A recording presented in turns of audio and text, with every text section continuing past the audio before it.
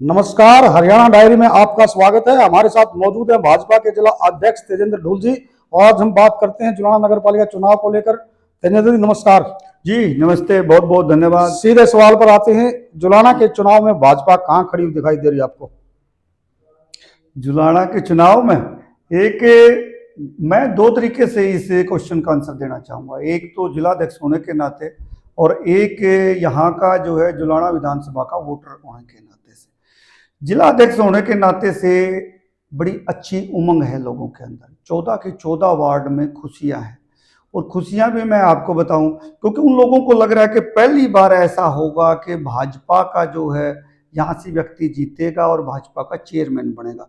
क्योंकि लोग इतने परेशान हैं, आप सभी साथी गए होंगे, गलियां भी कच्ची हैं, पानी की व्यवस्था नहीं है, सीवरेज की स्थिति डामाडोल है। इन पूरी परिस्थितियों में कहीं ना कहीं भारतीय जनता पार्टी के कार्यकर्ता को, नेता को और हमारे जो यहाँ प्रत्याशी हैं डॉक्टर संजय जांगड़ा शर्मा जी को, लोगों को काफ़ी उत्साह मिल रहा है, उनको समर्थन मिल रहा है।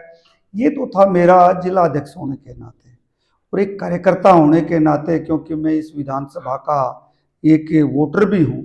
तो मुझे बड़ी खुशी है कि पिछली बार हम थोड़े से चूक गए थे, लेकिन अब की बार हमारी ट्रिपल इंजन की इस सरकार में ये तीसरा जो है डिब्बा जोड़ने का काम हमारी पूरी जनता करेगी। क्योंकि जनता जनार्दन जो है विकास चाहती है, किसी प्रकार की गुंडागर्दी नहीं चाहती। और इसमें मैं आपको याद दिलाना चाहूँ, एक लेमैन की श्रेणी में जब कांग्रेस के राज में हम यहाँ से गुजरते थे तो रात को कोई व्यक्ति 9 या 10 बजे 50,000 रुपये भी अपने साथ रखने की हिम्मत नहीं रखता था। अगर गुंडाराज खत्म करने का कोई काम किया है तो वो भारतीय जनता पार्टी ने किया है। स्वच्छ प्रशासन देने का कोई काम किया वो भारतीय जनता पार्टी ने दिया। ये सारी की सारी चीजें एक कार्यकर्ता जो है आपके सामने बता भाजपा यह चुनावी मुद्दों को लेकर लड़ रही है या जातीय समीकरण इसमें अभी है? देखिए, दो तरह की बात है। राजनीति जब होती है ना, राजनीति में शाम दाम दंड भेद होता है। आचार्य कौटिल्य से लेके और उसके बाद हर्षवर्धन तक का समय आप देखेंगे, उनके काल में कोई न कोई एक ऐसा व्यक्ति होता था जो स्ट्रेटजी को निर्धारित करता था। राजनीति आप शाम से भी करते हैं, दाम से भी करते हैं, दंड से भी करते हैं, भेद से भी करते हैं। आज की भी राजनीति अलग नहीं है। आज भी आपको समाज सेवा तो प्राइम ऑब्जेक्ट होता ही होता है। भारतीय जनता पार्टी का भी समाज सेवा प्राइम ऑब्जेक्ट है, लेकिन उसके साथ वोटें कैसे आएंगी इसकी भी चिंता हम लोग करते हैं। वो हमारा इंटरनल मामला है, ये चीजें चलती रहती हैं राजनीति। आपने कहा जुलाना में हालत बदतर है। 10 साल से आप सत्ता में हो, जुलाना की हालत के लिए जिम्मेवार कौन है? बिल्कुल ठीक बात है आपकी।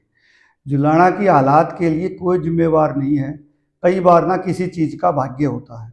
जैसे अगर मैं बात बताऊं, कोई बच्चा बचपन में पैदा होता है और पैदा होते ही अंधा हो जाता है या उसे लकवा मार जाता है। अगर आप कहें उसके लिए क्या कोई भगवान जिम्मेवार है, या उसके लिए डॉक्टर जिम्मेवार है, या उसको माँ बाप जिसने पैदा किया वो जिम्मेवार है? ये कुछ पूर्व जन्मों के संस्कार होते हैं, कोई देव योग बनता है। इस विधानसभा की ये बड़ी विडंबना रही कि पिछले 10-15 साल से हमारा कोई विधायक यहाँ नहीं बन पाया। और राजनीति में जिस प्रकार से शाम दाम दंड भेद की मैंने बात कही, उसी का कहीं ना कहीं 19 की शिकार भी हुआ है ये हल्का। लेकिन आने वाले समय में अब हमारी पैनी नज़र इस पे, जैसे ही हमारी ट्रिपल इंजन की सरकार बनेगी, काम हमने 10 साल में भी किया है, लेकिन जितना काम अगर हमारा विधायक होता उतना काम करता, उसकी पूर्ति नहीं हो पाती है।